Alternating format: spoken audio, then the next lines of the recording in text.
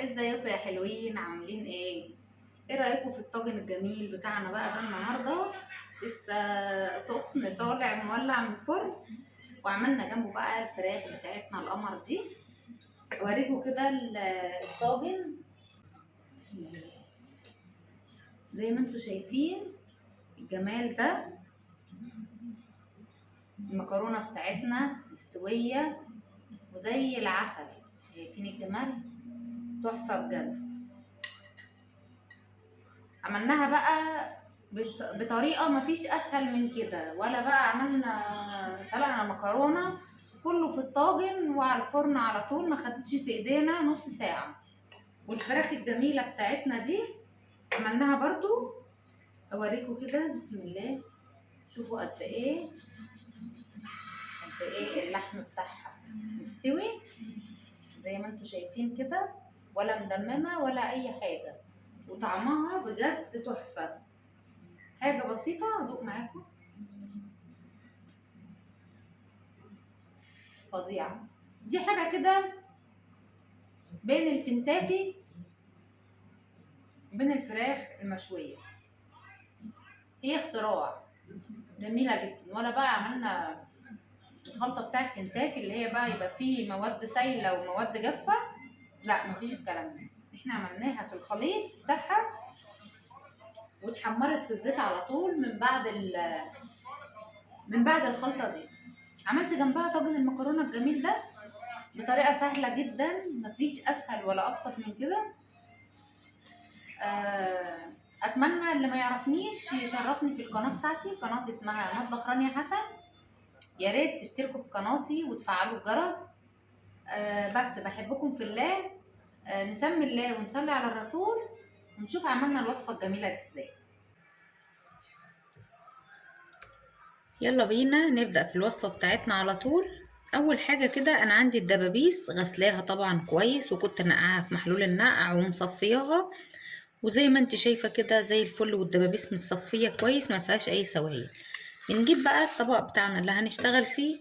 اول حاجه انا حاطه فيه كده معلقه من الثوم المهروس. الوصفه دي مش محتاجه بصل. معلقه صغيره كده ثوم مهروس. هنشوف بقى نحط ايه مع الجمال ده. اول حاجه كده انا بكسر عليهم بيضتين. هو لو عندك البيض كبير حطي بيضتين، حطي بيضه واحده. انا عشان البيض صغير، بيض بلدي، فهنزل ببيضتين. ننزل عليهم بقى بايه، بشويه توابل كده. احنا عايزين ندلع الدبابيس بتاعتنا دي. اول حاجه طبعا الملح، ننزل عليهم كده بنص معلقه من الملح. والاساسي الفلفل الاسمر، نص معلقه من الفلفل الاسمر. كمان نص معلقه من السبع بهارات. لو حابه تحطي بهارات فراخ حطي.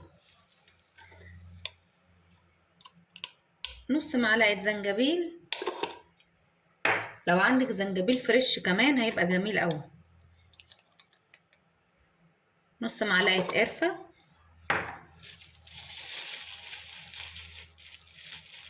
نص معلقه بابريكا. نص معلقه بصل بودره.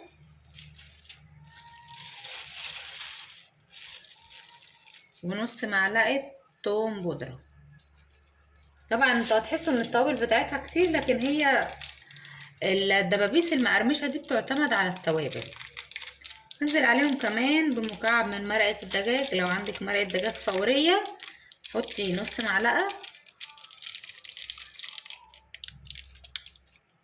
بحط معاهم كمان ربع معلقه من الكركم عشان يديلنا اللون الجميل. بنزل عليهم كمان بالشطه. احنا بنحب الاكل سبايسي، فلو مش حابه بلاش. بحط حوالي نص معلقه كده من الشطه. انزلي عليهم بقى كمان بمعلقه كبيره من الخل. الخل ده بقى هيفتح اللحم ويخليه يستوي على طول، وبيدي طعم كمان. معلقه كبيره كده من الخل.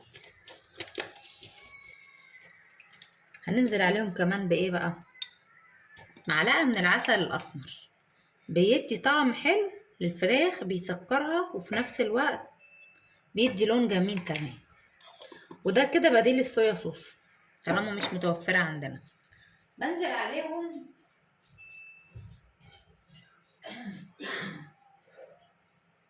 عليهم كمان كده بنص كوباية من الحليب. اسفة، يبقى نص كوباية من الحليب. بسم الله. تمام. هنزل عليهم بايه بقى كمان؟ انا الدبابيس المرة دي مش عايزة اعملها زي الكنتاكي، ان انا اعمل لها سائل عجينة سايلة واشيلها من العجينة السايلة للدقيق والمواد الجافة. لا، انا هعملها المرة دي هي التتبيلة دي اللي هتتاخد منها على طول للقلية. هنشوف هنحط ايه كمان.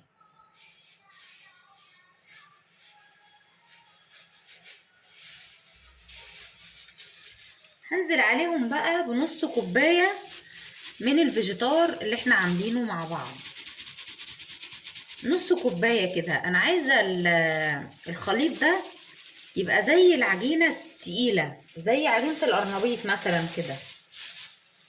ادوبه، اقلب بقى كل الكلام الجميل ده كله مع بعض زي ما انت شايفة كده. انا عايزاه، مش عايزاها عجينة سايلة، انا عايزاها عجينة متماسكة تمسك في اللحم. نحط شوية كمان. طبعا لو مش متوفر عندك الفيجيتار هتحطي دقيق ونشا. متوفر ماشي، حابة تحطي نشا وبقسماط ماشي برضو. انا عندي الفيجيتار.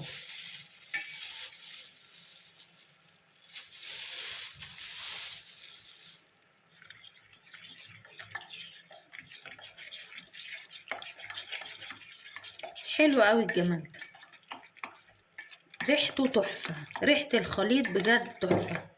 زي ما انت شايفة الريحة واللون جميل.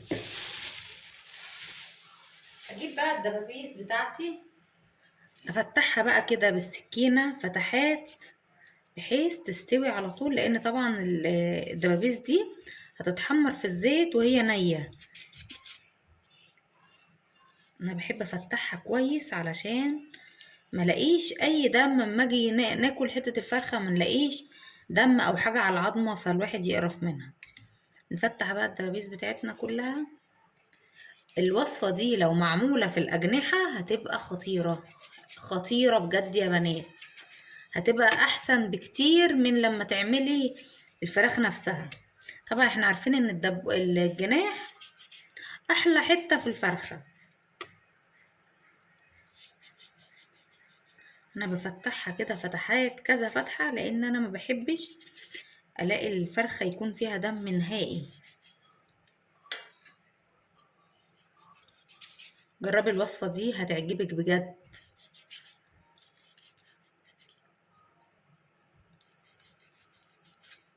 حاجات الولاد بيعشقوا الأكلات دي، وطبعا عارفين عشان نشتريها جاهزة هتبقى بكام، وفي نفس الوقت مش هتبقي ضامنة الحاجة معمولة شكلها ايه لولادك. لكن لما بنعمل الحاجات دي في البيت طبعا بتبقى حاجة تانية خالص. قوليلي بقى حطيتي لايك ولا لسه؟ لو وصلتي لحد هنا يلا حطي لايك، وما تنسيش تفعلي الجرس عشان تشوفي كل فيديوهاتي. زي ما انت شايفة بقى كده فتحنا كل الدبابيس بتاعتنا. هنا بقى كده الشوكة مهمتها انتهت. بإيدك بقى وتشربي الفراخ كل الخلطة الجميلة القمر دي. انا عايزة اللحم كله يشرب الخلطة دي، بحيث لما نيجي نقلي احنا هناخد حتة الفرخة على طول كده ننزلها في الزيت. مش هعمل تاني بقى مواد جافة ولا انقل من هنا لهنا. دي يعني زي حاجة زي الكنتاكي كده، بس بطريقة المستعجلين زي ما بيقولوا. بس طبعا التتبيلة دي هتتعمل وتتركن في التلاجة مش اقل من ساعتين. يعني يفضل لو حابة تعملي الوصفة دي وتركنيها تبيتيها في التلاجة ليلة كاملة تبقى اجمل بكتير. زي ما انت شايفة بقى كده اهو، كده اتبلت معانا. اركنها في التلاجة ولما نيجي نسويها نرجع مع بعض تاني. دلوقتي كده بقى اهو، بعد ما عدى كام ساعة على الفراخ بتاعتنا في التلاجة، مولعة على الزيت بتاعي. لازم الزيت يسخن كويس، وهنشوف هنعمل جنبها ايه كمان. عندي هنا كده اللبن بتاعي، لبن كامل الدسم. انا عايزة يكون فيه وش قشطة كده حلو. انا هعمل صوص كده خفيف زي صوص البشاميل، بس صوص على البارد. انا هولع كده الاول على نار هادية الاول، هنزل عليه بمعلقتين من الدقيق. نعمل كده جنب الفراخ دي طاجن مكرونه كده لذيذ. انزل كده بمعلقتين مكرونه، معلقتين دقيق، اسفه، معلقتين دقيق هرميين كده. مش عارفه الصوره واضحه ولا ايه، قرب كده شويه. بسم الله. معلقتين كده من الدقيق. قلب على البارد، لسه اللبن بتاعنا بارد. قلب كده كويس.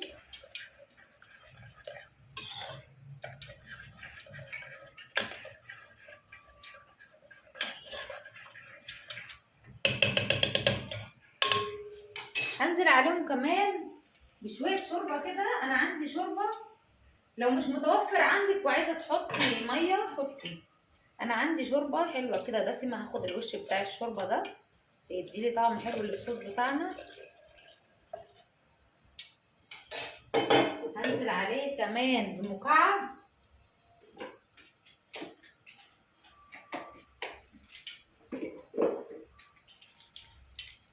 هاخد كده مكعب من المرقه. انا دلوقتي الفرن بتاعي شغال.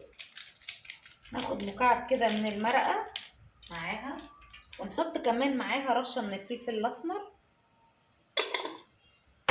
لو عندك قشطه طبعا هتخلي الصوص ده خطير. علي بقى النار وايدي تبقى فيه، مش عايزه اسيبه ان هو يكلكع. ده كده البشاميل السريع. ايدي فيه بقى كده لغايه ما يجي السمك المطلوب. والفرن بتاعي شغال بيسخن، الزيت مولعين عليه. لازم الزيت يحقق الحراره المطلوبه. انا مش عايزه احط الفراخ والزيت يكون بارد. لسه بختبره كده، لسه ما تقلش، ما تسخنش كويس السخونيه اللي انا عايزاها.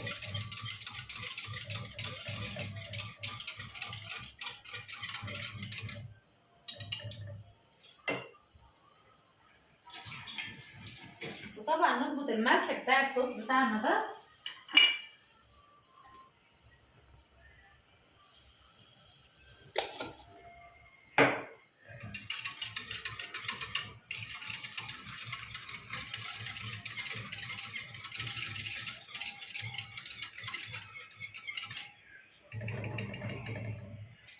دلوقتي كده الزيت بتاعنا سخن كويس. نسمي الله وابدا ارص الفراخ بتاعتي. بسم الله الرحمن الرحيم. انا عايزاها زي ما هي كده بالخليط اللي عليها ده، مش عايزه انزله من عليها. سمي كده وننزل حته حته. بسم الله الرحمن الرحيم.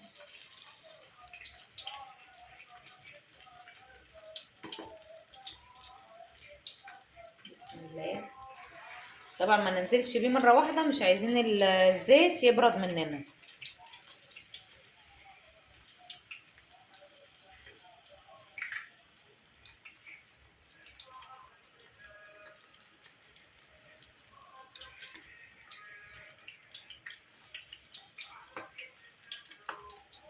باخد حته الفراخ كده زي ما هي، احاول اغمرها كويس بالخليط ده.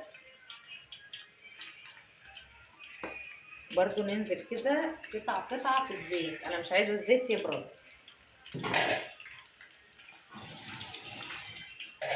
طبعا نخلي بالنا من الصوص اللي احنا مولعين عليه ده، انا مش عايزاه يتقل جامد. الصوص اللي احنا بنعمله ده اللي هنسوي فيه المكرونة، هنشوف ازاي دلوقتي.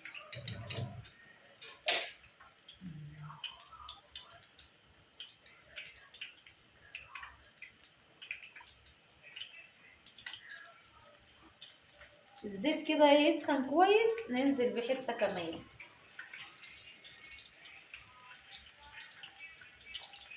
طبعا النار دلوقتي على الزيت عالية. بمجرد ما نسقط الفراخ بتاعتنا كلها ابدا اهدي الزيت واغطي عليها، لانها هي هتستوي في الزيت.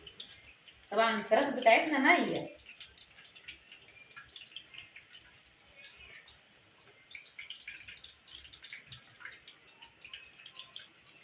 نزلنا بقى بالفراخ بتاعتنا كلها، هغطي بقى عليها حاجه اغطي.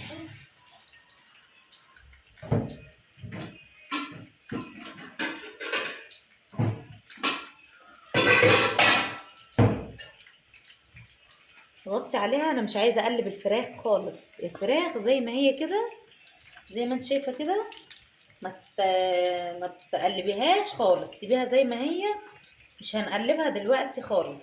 نغطي عليها ونهدي بقى النار شويه علشان تستوي كويس. انا مش عايزاها تتحمر ويكون قلبها ني. الصوص بتاعنا بدأ يتقل.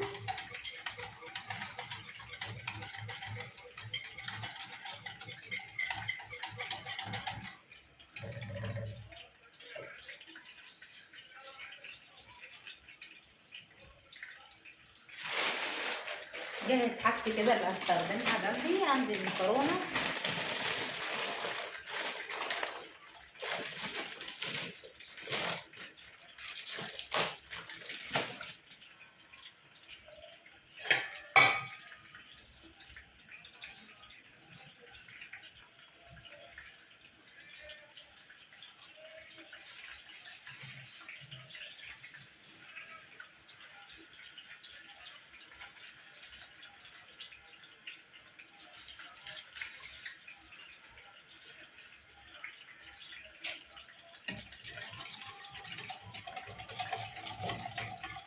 عندي برضو الشوربه جنبي دلوقتي، لان لو احتجت ازود شويه كمان هزود عليها شويه شوربه، بحيث العيار اللي هيسوي لنا المكرونه. طبعا الصوص ده هيبقى خفيف، لان لسه كمان هيبقى فيه النشويات اللي هتنزل من المكرونه. فوق ملح كده.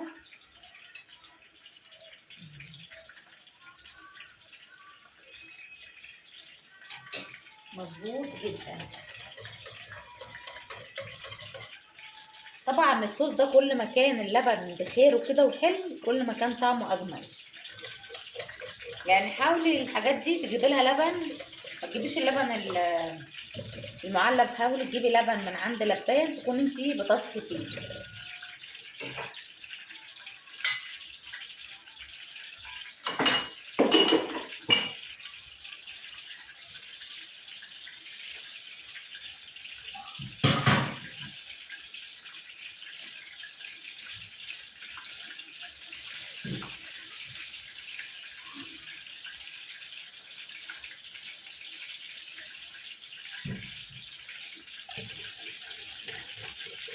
بدأ كده يشتغل معانا اهو، زي ما انت شايفه كده السمك ده. يا رب يكون واضح كويس. صوص خفيف، انا مش عايزاه بشاميل تقيل. بجهز معايا ايه بقى دلوقتي؟ عندي الطاجن بتاعي. طبعا لو مش متوفر عندي الطاجن انا هكتفي بالصوص لحد هنا كده، اطفي عليه. عندي الطاجن بتاعي مجهزينه. قرب الصورة شوية. وعندي المكرونة اللي هشتغل بيها. انا المرة دي هشتغل بالمكرونة نية.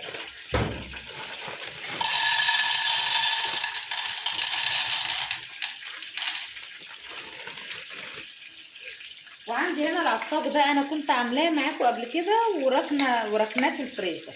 هاخد كده العصاج بتاعي ده احطه في نص المكرونه كده،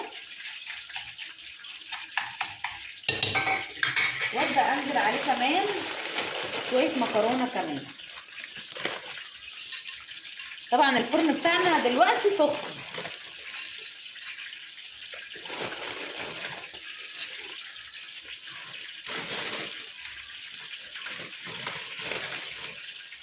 طبعا اعملي حسابك ما تغليش الطاجن على الاخر، علشان المكرونه نيه دلوقتي، فالمكرونه طبيعي انها هتزيد معانا تاني. اجيب بقى الصوص بتاعي ده. بسم الله. طبعا هو الصوص ده كده مش هيقضي للتسوية الكاملة، فهحتاج ان انا ازود عليه شوربة، وهنجرب برضه.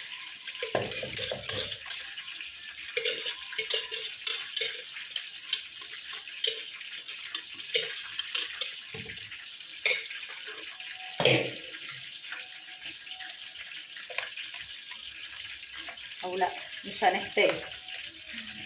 هما ان شاء الله دول كده هيسووا لنا المكرونه بتاعتنا، هتستوي بقى في الصوص الجميل ده. هنزل عليها كمان كده بشويه جبنه، لو مش متوفره خلاص. انا عندي جبنه موتزاريلا بس هي متلجه دلوقتي، هاخد كده شرايح من الجبنه. طبعا هتدي لون وتدينا طعم حلو كمان. لو مش متوفره مش ضروري. في ناس بتحب تحط الزيتون، بس انا مش بستلطف الزيتون مع المكرونه خالص. شويه الجبنه الجميله كده. ده بقى اسهل طاجن مكرونه واسرع طاجن مكرونه. هبدا كمان بقى اغطيه زي ما انت شايفه كده اهو. الطاجن بتاعنا دلوقتي اهو، يا رب يكون واضح. شايفين اللبن وصل لحد فين معانا؟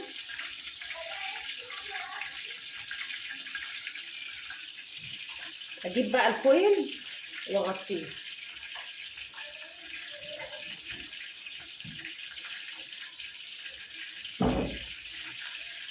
اغطيه علشان يستوي معانا على البخار.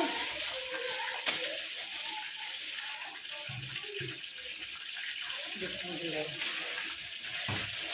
انا هدخله الاول وهو متغطي، وبعد كده لما يستوي معانا نبدأ نعري. ندخله الفرن ونشوف بقى هنعمل ايه تاني. بسم الله. زي ما شايفين بقى كده حطيناه في الفرن. طبعا الفرن النار على اخر حاجة، اعلى درجة عندك. بحطه على الصاجة من تحت خالص، علشان طبعا الطواجن احنا عارفين ان هي بتاخد وقت على ما يسخن اكتر من الصواني الالومنيوم. ونشوف معانا كده الفراخ بتاعتنا وصلت لحد فين. بسم الله. زي ما احنا شايفين كده، انا ما قلبتهاش خالص. هقلبها بقى دلوقتي معاكم. شايفين اللون؟ وهوريكم كمان دلوقتي السوا. طلعها كده على مناديل تتصفى كويس.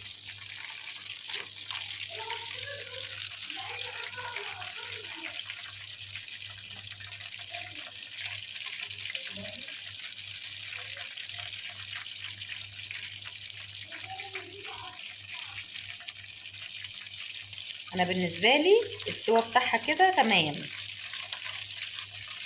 ممكن بقى لو انت حابه ان هي تقرمش اكتر، زي ما هي كده حطيها في صينيه ألمونيا ودخليها الفرن. الفرن ما تولعيش الشوايه وسيبيها، هتلاقيها تقرمش معاكي، تبقى ناشفه قوي من بره. هي انا بالنسبه لي كده تمام جدا. هوريكي دلوقتي السوا كمان. شايفين الجمال؟ الفراخ بتاعتنا طلعت بالمنظر التحفه ده. فراخ مستويه، اللحم مستوي بتاعها كويس. طبعا هي لسه طالعه من الطاسه سخنه. شايفين؟ ولا مدممه ولا اي حاجه، تحفه بجد.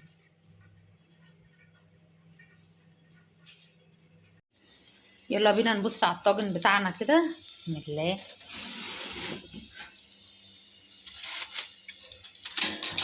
طبعا بالراحه لان هتلاقي البخار طالع مقابلك دلوقتي. بسم الله.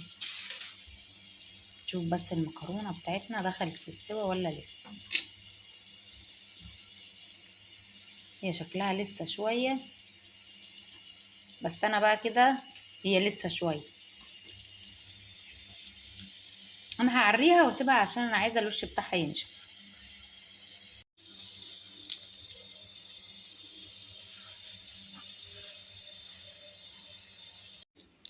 دلوقتي كده بقى اهو الفراخ بتاعتنا استوت، المكرونه بتاعتنا استوت. ببدأ بقى اولع الشوايه علشان انا عايزه تاخد بقى اللون الذهبي الجميل ده. نولع الشواية 5 دقايق كده ونرجع لها تاني.